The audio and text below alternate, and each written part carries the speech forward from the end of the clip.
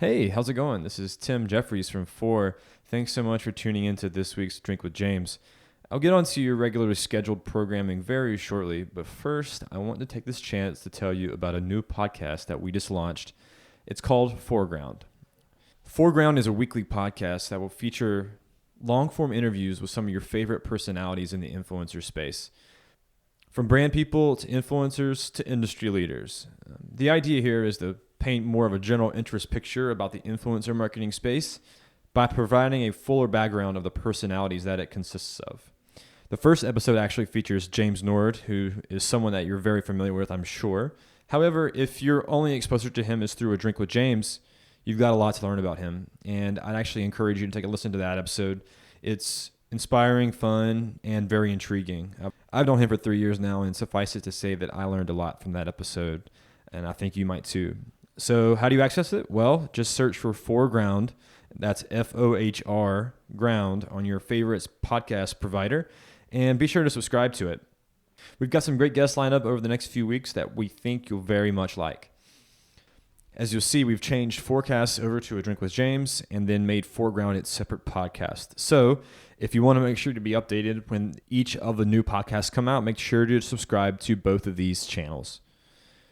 Again, we really appreciate your support and listening to these podcasts. We're excited to bring you more in 2019. Now, back to your regular scheduled programming.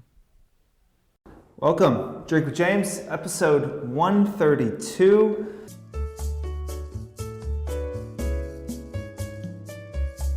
The beard, as we said, was the winner. I feel like it's coming in decently nicely, more even than I remember. So Team Beard, I'm working on it. There's not much faster that I can go than this. I'm going to LA tomorrow. While you will see this and I will already be back in the warm embrace of New York, I would ask you to pray for me. I always struggle going to LA. There's just a lot of very chill people, just trying to vibe out and so I'm gonna throw my suit on. I always get a lot of weird looks when I'm in LA for the way I dress. But big day of meetings, and I get to teach a class at UCLA. So I am going to be a professor, at least for a little while. What's your class on?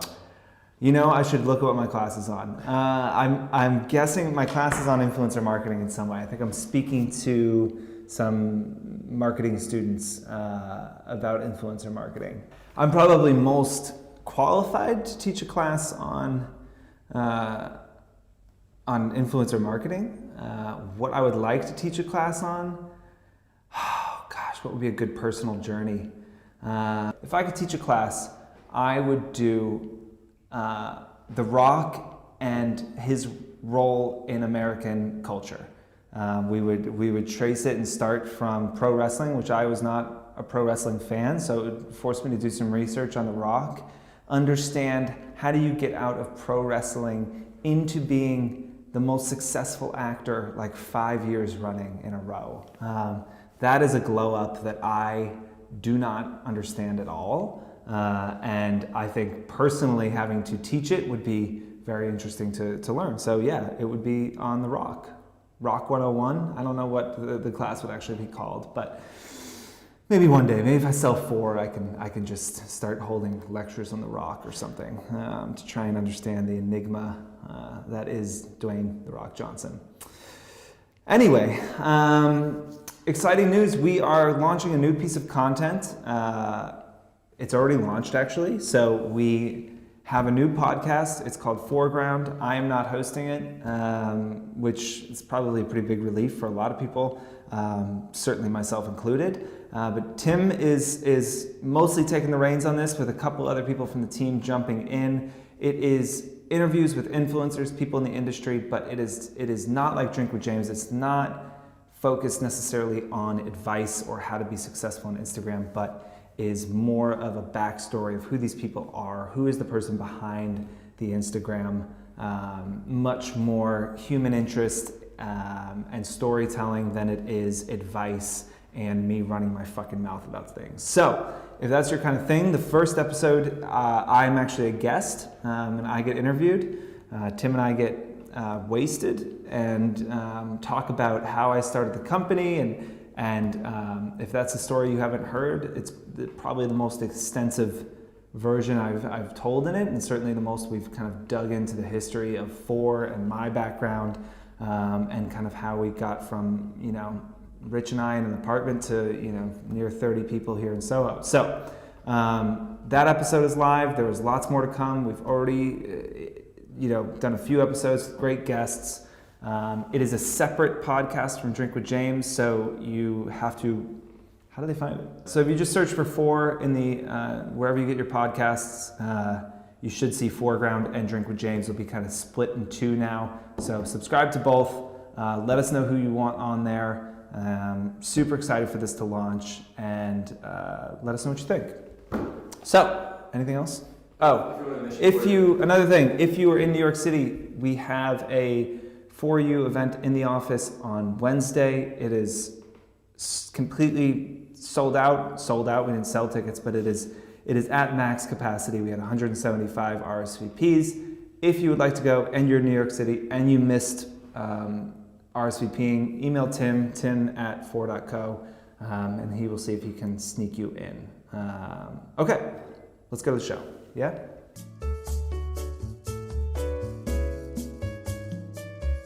Question one is, when do I know if I've given this enough time? When do I know if I should quit? This is a great question. Yeah, I feel like we've answered something similar to this a few times, but I just want to take a moment to talk about craft and to talk about getting good at something. I wrote an email to brands recently, and I showed a photo that I had taken in 2009 and then a photo I had taken in 2011. And they are quite different. They certainly do not look like the same person took the photo. My point in that was that between those two photos, I probably took 300,000 photos. I was completely obsessed with photography. I shot constantly. I ended up getting decent. And what most people don't see is the hundreds of thousands of crappy photos that I took that each time I got a little better, a little better, and a little better. My point to brands was that, if you haven't started doing influencer marketing yet as a company, you need to start just to practice to try and get better. This is going to be a big part of the world. And if you're not good at it now, that's okay, but you have to put yourself out there and learn and invest in the craft to get better. And so for influencers, when is the right time to quit? Well, if you actually like what you're doing, then who the hell cares, right? If you are doing this to build a following and to have a career, it will not work. I fundamentally believe it won't work, because unless you are independently wealthy, or in some way blessed with a genetic code that makes you one of the best looking people in the world, I don't think you can be successful anymore without an immense amount of pain, suffering, and perseverance. And I think, we were just talking about a great example of someone who's been on the show, Jamie Beck. When she came on the show, she had 120,000 followers. Jamie got a big following early on Instagram. I think she had 100K very early on. So she went from, probably in 5 years, she went from 100K to 120K. Like, she had essentially no growth for years. She moved Provence. She was always shooting incredible stuff. But we talked about on the show, her following never really went anywhere. She started doing the self-portraits, and she started doing her still lifes, and she did them over and over and over again, and she got better and better and better. She invested in her craft. This was not sponsored posts. This was not her getting paid. She wasn't selling the work. She wasn't making any money on it. But every day she created some piece of art, and every day they got better and better and better and better. Go look at her first self-portraits or her first still lifes, and they look nothing like the ones that she's doing now. She took everyone along on that journey, and now I just looked at her feed the other day. She's at 210,000 followers, 209,000 followers. So she's gained, 90,000 followers since she's been on the show, which was, 9 months ago? 10 months ago? something? Year? I think it's been over a year. Over a year. So maybe in the last year she gained 90,000 followers, but she hadn't gained followers in 5 years. And so I think the point is that you need to be investing in yourself and thinking about, what do I want to get better at, and what do I not know that I need to know? And you need to put your head down and you need to do the work. I feel like most creative endeavors are like blacksmithing, I feel like, where it is, what's the word I want to look for? It is like a craft. It is something that, like, if you practice it enough, you're good, right? Like, I am not an artist. First time I picked up a camera, it wasn't like, the heavens opened up and I was like any great talent or anything. It is something that you get rewarded with the work that you put into it. And so whether that is your writing, or it is photography, or it is video, like whatever those things are, you get better by doing more of it. I feel like there has been this shift in the influencer space away from craft, as people look inwards towards themselves and they want the only thing they care about is them. What am I doing? What meetings am I going to today? What sponsored posts am I getting? What free shit am I going to get? What show am I getting into? Me. I think that's a race to the bottom. I don't think that you can create long-term sustainable growth without, at some point, focusing on your craft and getting good at that. I mean, look at every actor in the world, right? I mean, that's as much of a lottery as anything if you can win that and you can be a successful actor, right? For a lot of people, that's the dream. You need to have an immense amount of talent to even line up at the fucking side of the pool, and then it is decades of like terrible struggle, because the reward is so huge, it's so vast. To like be a movie star, to get a role in a big picture, like your life is fundamentally changed forever, okay? And we've talked about this a little bit in the influencer space. Like, you get that 100, 200, 300,000 followers, your life will be fundamentally changed. A few years ago, I don't think that was common knowledge. It is now. And so it is so much harder to build that following. And I think that, like, photography, like being an actor or a painter or a poet or a CEO, the hard work has to happen in private. The hard work, you have to put the work in, and you have to have a thing that you are getting better at, or you're understanding more. And if your thing is style, and like you're just like, I want to have the best style on, Instagram. I ask you, like, what are you doing to make that better? Are you reading biographies of every designer? Do you understand the history of the houses? Do you understand why, a Saint Laurent show from 2001 was great and one from 97 was terrible? Like, are you pushing yourself to understand so much more about clothes than your followers will ever know, so that you can describe to them in a really simple way that they can understand, and then they can go tell their friends what it is that makes a Balenciaga piece terrible? Or let's say this, what it is that made old Celine great and new Celine bad? Can you convey that point? I think people have liked Drink with James because, hopefully I give you advice that is easy to understand. But I didn't open my mouth for four years. I was running this company. Before that, I was, one of the more followed photographers in the world for years. I've been putting stuff on the internet for over a decade. I didn't say shit for the first 10 years of that journey. 10 years. I didn't open my mouth. I gave no advice. I didn't say what you should be doing, what you should be thinking about, how you should grow, nothing. Now I feel like I can speak with a level of confidence because all of the work, that whole decade of shit, is in these episodes. And so I encourage you guys to look at yourselves and ask yourself, what am I better at than most people in the world?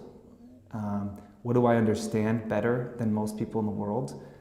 If you don't have that answer, and if you aren't chasing that, or you don't have a goal to be that, then I don't know how much of a chance you have to make it anymore. You know, if you're going to be a photographer and you don't say, I'm going to be one of the best photographers in the world, you know, I know that like when Jamie Beck and I were, 8 years younger, drinking, in some bar in the Lower East Side, like she was like, I'm going to shoot Vogue covers. That is what I'm going to do. I'm going to be one of the best photographers in the world, and she has been putting that work in since she was 15. It is paying off now. She's not there yet. So ask yourself what that journey is for you, and really invest the time in it, and if you need to say like, okay, I need to make a living, I need to think about sponsored posts and all those things, cool. Even take 20% of your time and say 20% of my time every week, I'm gonna be learning, I'm gonna be doing something new, I'm going to be growing. I just don't know if most people have a mission. I don't know if they have like a goal other than their own success.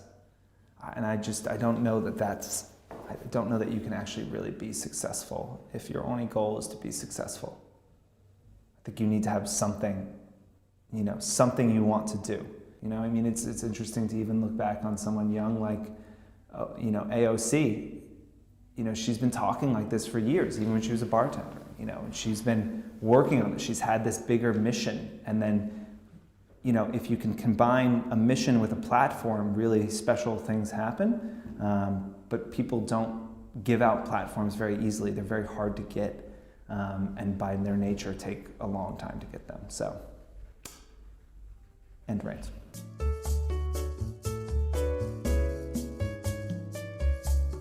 Question number 2, what brands do you think are leaders in this space and think outside of the box? I've been on enough panels and everyone answers that they think Glossier and all these others are the leaders, and certainly they are utilizing influencers quite a bit, and they're doing it very effectively. I never say that I think they are the leaders because it's very easy for them. Everyone wants to work with Glossier. They have really cool product. They were founded by an influencer. Every influencer wants to work with them. Everyone's talking about them organically. So it's just not that hard for them. And so they don't have to be that good, because the entire company was set up so that people talked about it on Instagram. I look more towards companies that have maybe a harder time getting influencers to talk about them and watching what they do, because then you really have to be good at influencer marketing. I think if you're a P&G brand, your Pantene or your Degree or something like that, that's not a product that people are going to organically talk about much. So I'm interested always in how those brands set up their influencer activations, because I just think it's harder for them. It recently, I think from a much larger scale, it's been interesting what Adidas has done. I think that they had a clear, it was a situation where they were getting beat by Nike always. Nike was very focused on sport, and their influencers were just athletes. And Adidas, kind of has leaned in a lot more to pop culture. Essentially went to a open space in the field where Nike wasn't playing and said, okay, we're going to own this. And certainly has made Nike sweat a little bit, has chipped away at market share for the first time in decades, I think. And while their influencer strategy is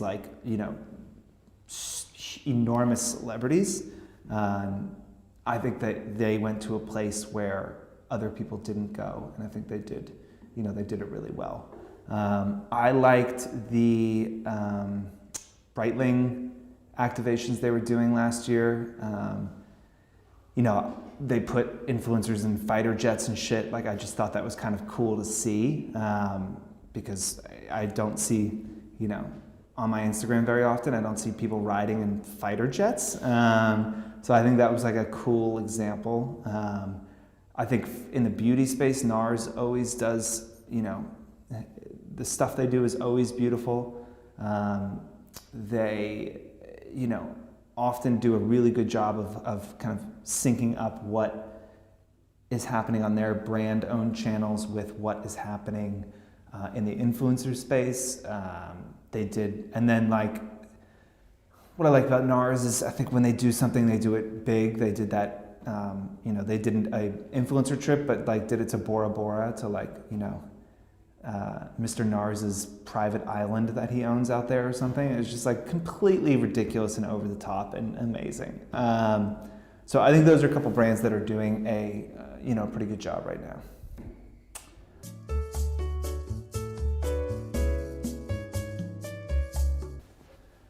Question number 3, what is the best way to make initial contact with brands? I think that a lot of times people are just way too timid in general, but certainly when they reach out to people.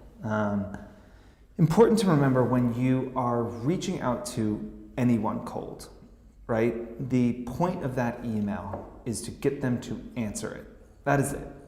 You know, it is not to sell yourself. It's not to pitch your entire project. It's not to, you know, the email doesn't have to do anything other than get them to respond. Once you get them to respond, you can try and set up a meeting. Once you set up a meeting, you then can pitch them. So you want to try and craft an email that gives them enough information to want to respond to you, but not too much to necessarily make the decision. Nobody is going to take a completely cold email that you've sent and decide yes or no if they want to work with you. They're going to need to probably get on the phone or talk to you. So first, remember, what is the point of that first email? It is to get them to respond and to try and build a relationship with them. The best way to do that is going to change all the time. I think that, you know, the most important thing, if outbound email, if reaching out to brands is part of your strategy, which it definitely should be, it does not have to be, but I think it should be. The most important part of it is being relentless. You know, you just have to have a follow-up strategy that is pretty consistent and thoughtful. You know, I think generally send 5 to 7 cold emails before we disqualify someone. You might say to yourself, 5 emails, that's insane. Isn't that really annoying? Potentially, yes. Potentially it's annoying. But if you send 2 emails and they never respond to you, or you send 5 emails and they say, hey, could you please stop emailing me? What's the fucking difference? In both situations, you are not working with that brand. So let's say there's a 15% chance that between email 2 and email 5, you catch them at the right time and they say, you know what, I'll jump on the phone and chat to you. Okay, that 15% chance is, over the course of a few years, a lot of business. And what happens if you send those 5 emails and, you know, 10% of brands say, hey, could you please stop emailing, take me off your list? Like, that's no skin off your teeth. Well, who cares? You say, oh, totally understand, so sorry, you know, hope to be in touch in the future. Like, that is not something that someone's going to hold against you. The only thing that you should never do is if somebody asks you to stop emailing them, stop emailing them. Do not continue to email them after they've asked you to stop. But if they haven't asked you to stop, I would keep emailing them. It's hard to get in front of people. I had today 15 minutes of time that I was not in meetings. I haven't looked at my email. I haven't looked at my Slack. I haven't looked at my text messages. I have no fucking idea what's happening. Tonight, I'm running right after this. I'm getting a haircut. well, I'm going to work out, then I'm getting a haircut, then I'm packing, then I'm coming back to work, and I have solid meetings, then I get on a plane, I fly to LA, and then I've got 8 hours, 10 hours of meetings, and then a dinner, and then I fly back to New York at 7 a.m., and then I come back and I've got a full day of meetings on Friday. What are the chances in that week I see your email and I'm able to give it the attention that I need? Pretty low. So if you email me this week, I may not respond to you, but maybe you send me an email Monday at 9:30 and I'm in the office and I'm like, oh, right, that person emailed me, I meant to follow up, I didn't, here's their email again, boom, let me reply. I think there is a misconception on the influencer side of what brand people's lives look like, and especially at bigger companies, the inboxes are crazy, and your persistence, I think, will be rewarded with more responses, and your goals should be, again, to get them to respond, and that also means getting them to say, I'm not interested. You know, if they say they're not interested, that's great. That's one less person you have to focus on. And you can just move on from there. But if they don't answer, then you're gonna, you've got this thing. Oh, should I keep emailing them? Should I email them again? Should I not? Etc. You can Google sales drip campaigns. This is what those are called. They're called a drip campaign. You can actually get software to help you run these campaigns automatically. So you don't have to do it. You can load the 5 emails you want to send and they will automatically send them, and they'll send them at different times dependent on whether they opened the email or didn't open the email. If you want to get more kind of focused in your outreach, you can try those, but get to a response. Even if that response is a no, be persistent, send 5 emails before you disqualify the people. That's my advice. That is it, people. As you know now, I have some things to do. I'm going to go take care of those. So, au revoir.